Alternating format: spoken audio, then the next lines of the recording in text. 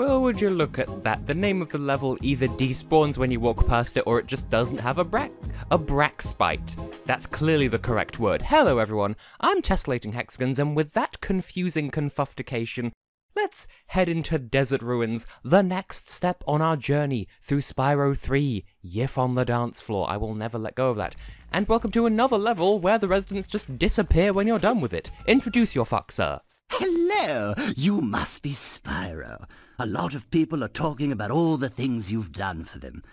Do you think you could help find my girlfriend Tara? She went off to the tomb of the Stone Golem, and I haven't seen her since. I'd go look inside the tomb myself, but you know there's all these scorpions and stuff. Someone called Tara raiding a tomb. Somehow, that was completely lost on my younger self. But then again, I've never played a Tomb Raider game, so somehow I got the joke in Crash Bandicoot 3, where there's a level called Tomb Wader, because it's a tomb that keeps flooding, but it didn't occur to me here. Well, whatever. Also, we must get an and at some point, but no, that's totally not a creamy old reference. Oh, this... Okay, you stang me. Is that the right word? No, stung, surely. Why? Okay, first of all, we have another one of those locked treasure boxes, but I just did a head bash in the middle of that hand, expecting a secret map from Wario Land the Shake Dimension to spawn. God, that game has me whipped, apparently. Okay, also, we have some hot boys. So yeah, the main antagonisms here are fire and stingies, and again we have an enemy that can only attack the floor, so if you glide towards them, much like the crystal soap dispensers, then you won't have to worry about anything. But this is just plain reminiscent of oh good. Okay, first of all, when you kill those, their hotness immediately ends, so don't worry about that. But yeah, we have floors reminiscent of the Beastmaker's worlds from the first game, except instead of being electrified, they're now spoopified. And Spyro, I don't know... Okay, I'm offended at this, because I told him to hover and land on that platform, and he didn't, and honestly, I could not tell you what just happened, but it's not what I wanted to happen, so I'm going to be all offended and entitled and stuff. And yes, you just barely have enough time to charge across and molest the guy in the face. And recall a thing that I was saying in the previous episode about how the game just hates you having 5,000 gems at any given time. Well, would you look at that, his moneybags again? Well, Spyro, I bet you're glad to see me. It just happens that I know the, password to open the door to the tomb of the Stone Golem. But, it seems to have slipped my mind for the moment, if you know what I mean. Moneybags, you fuck! Very well, then. The password to open the tomb is... Are you ready? Gullible! I was going to predict Gullible because I didn't quite remember what the punchline was, but I had a feeling it was that. Okay, there was no password. I was standing in front of the wall switch. What are you gonna do? Sue me? Maybe I will. You don't know what powers I have, you fuck. But yeah, the game just hates you going over 5,000 gems. That being said, I think that's gonna be the last time we have to deal with his shit for a while? I'm trying to think, and nothing's coming to mind, so let's just assume that he's not gonna be our problem for a little while longer. I mean, we'll have to deal with him again at some point, I just don't remember whenst hoomp diddly. Whenst hoomp diddly. I hate that I'm at such... Will you die, please? Thank you. I hate that I'm at such low health, because that was so not my own doing. Clearly, it was Spyro's entire fault, and not the fault of the one holding the control, but like... Okay. This isn't a specific gripe for here and now, but just a general observation about game playing, speaking as someone who grew up as a player of games and as someone who is perpetually self-conscious about his outward appearance. Not in a vain sort of way, but just as a... people will judge me unless I act a certain way kind of thing. Also, these enemies are fire resistant, obviously. But is it just me, or are there times when one playeth a game, and things don't go the way you wanted it to, and it's not really the game's fault, but it's not your own fault either, because you didn't tell the game to do the thing it was doing, but that's the only explanation. Like, I'm trying to explain. Like, this is something that I'm sure anyone who grew up on video games can relate to.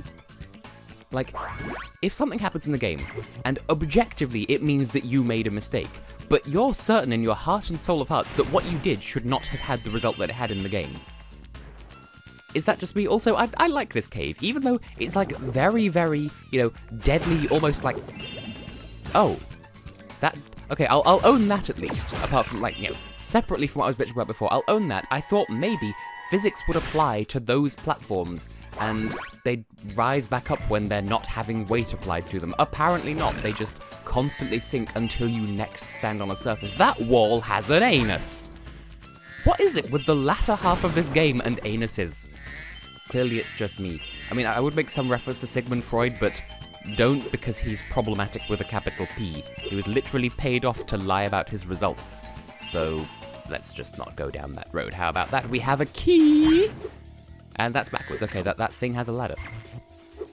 Notice that I've been completely ignoring that Sheila portal. There is absolutely no reason for me to have done so. We could have been in there and done the thing by now. I'm just clumbling around. I want to go and open the treasure box first, and then we'll go and dealer with Sheila. Why have I never said that before at any point in this Let's Play? Clearly, that's the cleverest thing to ever pass between my sumptuous nubile lips. This isn't even where the treasure box is, it's back at the start of the level. I'm an idiot. Let's go and Sheil. You know, just keep it brief. Sheila time. I know what this is. It's a reference and an homage. Hi, Spyro. Haven't seen you in a while. I'm just off for a bit of a walkabout right now. You know, sometimes you just long for the simple, old-fashioned pleasures of yesteryear, don't you? Now that sounds like a really weird, random, out-of-place thing, but we have a completely side-scrolling section, which surprisingly works really well with, okay, good, with Sheila's controls. It shouldn't, by any means, because, like, surely you wouldn't expect this to work, but it kind of does. Wow, fuck you with your timing. I'm going to step on you. I'm going to make and big steppy, because that's clearly not a reference to, you know, who needs jokes when you have a reference. Again, I will just step on everything. You can't even stop me. I used to have such memorization for the timings of those floor guys who go all toasty squoodle, and I don't remember what it is anymore. Also, Lester. I've said this before. I think I've said this on Tumblr, but Lester seems like a really good name for a chicken. Like, it just seems like a pet chicken kind of name, which I object to, because where I live at the moment, Hampshire, in the southeast of England, I think it technically is,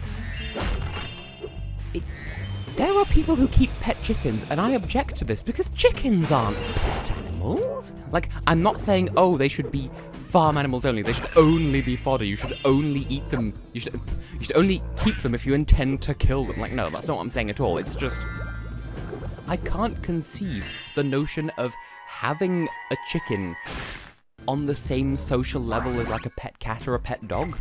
Like, I'm sure it's possible, because people around here do it, apparently, but it's a foreign concept to me. Anyway, we're done there, and so here's the thing.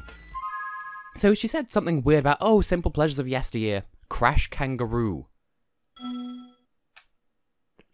Just casually giving the side eye to Crash Bandicoot, apparently. I don't know, that this is just the level that's full of reference, because we've had that, and, well, we've got the oh-so-subtle... I mean, it is subtle, because I, as a child, never understroof it. Understroof, of course, being the past participle of understand. Did I scribble some gems back here that I did not? Okay. Camera having a fantastic time. That was me attempting to taunt the enemy and just forgetting how to speak English entirely. Ooh, I don't know if I've ever done that without taking damage before. It's been a long time since I last played this level, so I don't know. Also, I believe... Now, I said before, if you defeat that enemy while it's mid-attack, then the floor stops counting as being hot, so... I don't know if that's true, it just seemed to be true earlier. Also, that thing just explodes. Hi! You're not a reference at all with your chest. Speak to me. Well, well, look at you. Showing up here to raid the tomb after I've done all the work. I spend all day pressing switches and shoving boxes around, and you just waltz in here expecting to claim the treasure. Well, might as well have it. Only turned out to be a lousy egg anyway. It's a bit racist. You know? Oh, it's only a dragon egg. You're a dragon, take it. Like, rude. So, yeah. Tara Croft, the message, the reference, the everything, the toilet was completely lost on me as a child. Because I didn't... Well, I can't say I didn't grow up with Lara Croft. I grew up at the same time as Lara Croft. I best knew her for... Okay, there was this thing, and like...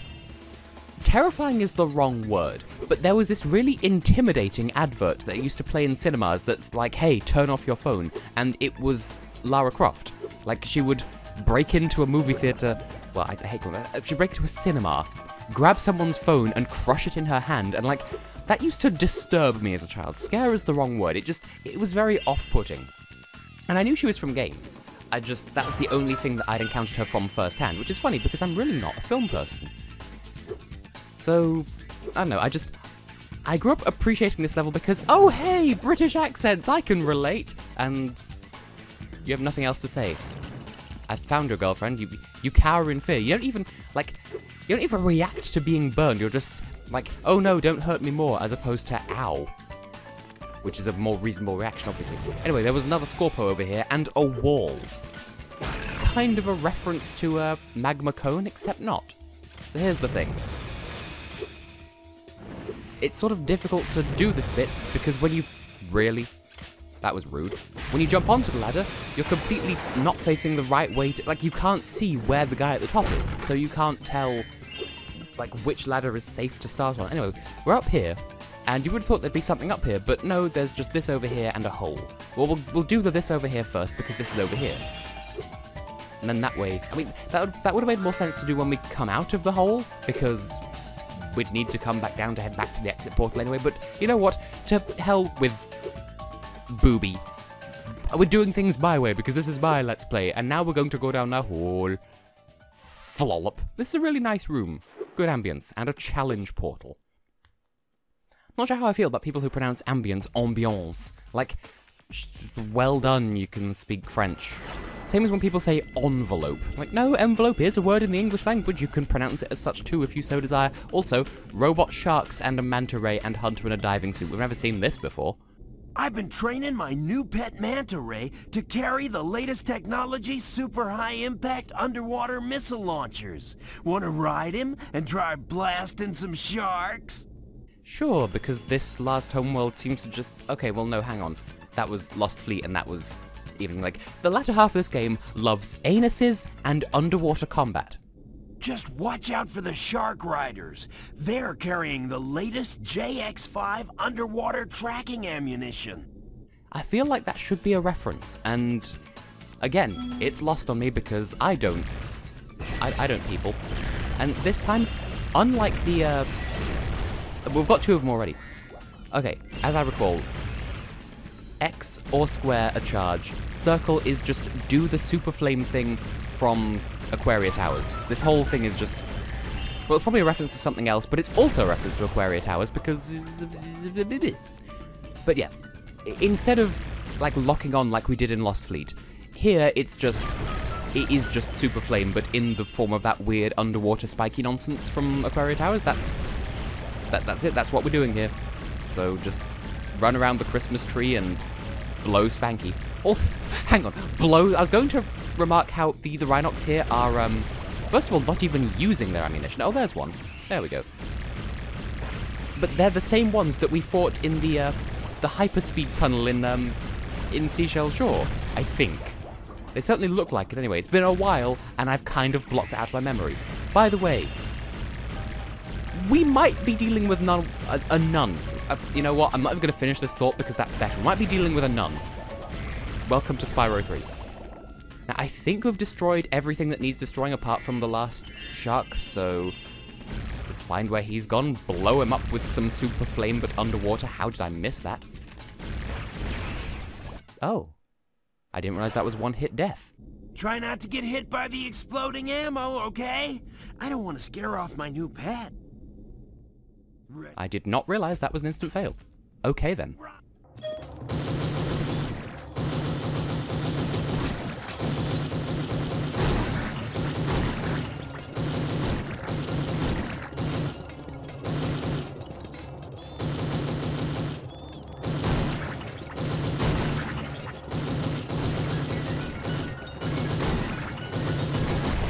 There we go. That was not hard at all. I just had to speed up so you could see me get the gems. Nice shooting, comrade. Where'd you learn to aim like that?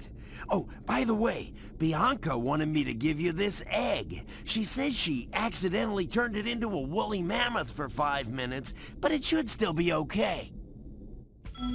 So, why did the Crystal Island magician's magic bounce off the egg, but she can transmogrificate them? That's just egg racist. Anyway, we're done here, but if you talk to Hunter, he'll let you carry on riding the Manta Ray in case you missed any— oh, that's a thought. In case you missed any of the gems. That being said... You can ride the Manta Ray around just for fun, if you like. I shall. I intend to. Because there's seaweed here, and I'd forgotten until I just saw it. But is there a chance that there's a skill point attached to it? I'm going to go with maybe. Because it's a thing that we can destroy, he says, missing completely. Missing completely? Also, I can't tell if... okay, no. I was gonna say, I can't tell if turning the camera makes Spyro just bad mankly. Bank madly. But no, it was just if you turn really far to one side, then Spyro turns really far to one side. Who would have guessed? Well, this is a good excuse for me to sort of spruce round and get the gems anyway, because that's what I was about to do anyway, but as regular Spyro. But no, here we are chasing seaweed instead. You know, don't go chasing waterfalls. Please stick to the seaweed that you're used to. I am somewhat salty, though, that I would have done that in one try had I not been all hubrisy and forgotten that it was a one-hit KO situation. Can we just hit the seaweed, please? Because the thing is, in case you couldn't infer, on the Manta Ray, Spyro moves forward automatically. So, also, you sort of can't go off into this and oh, that's all the gems. Is there more seaweed? Is there just not a skill point here? Well, while I'm musing this, I feel like maybe one up here? It's hard to tell because angles and giant Manta Ray in my face. I'm not seeing any. I thought maybe this would be a thing, maybe not. Huh. Oh no, there's one back here. Yeah, I knew it. I was right all along. There was a skill point for doing that after all. I just missed one. So, while we're heading back to the portal, I think now would be a pertinent time for me to... okay. Yes, that's what I was doing. I wanted to leave. Okay. By the way, if you see Bianca around, can you tell her to meet me here? I promised to give her scuba lessons once the sharks were gone.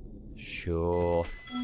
Also, what happened to, I don't want to get my fur wet, it's a cat thing? Like, what happened to that, Hunter?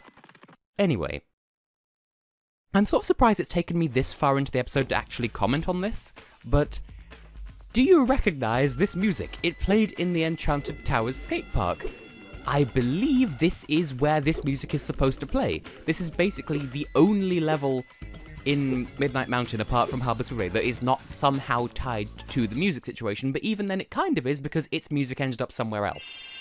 Whereas Crystal Islands, Dino Mines, and Haunted Tomb all borrow music from elsewhere in the game, and then Harbor Speedway just donates its music to everywhere else.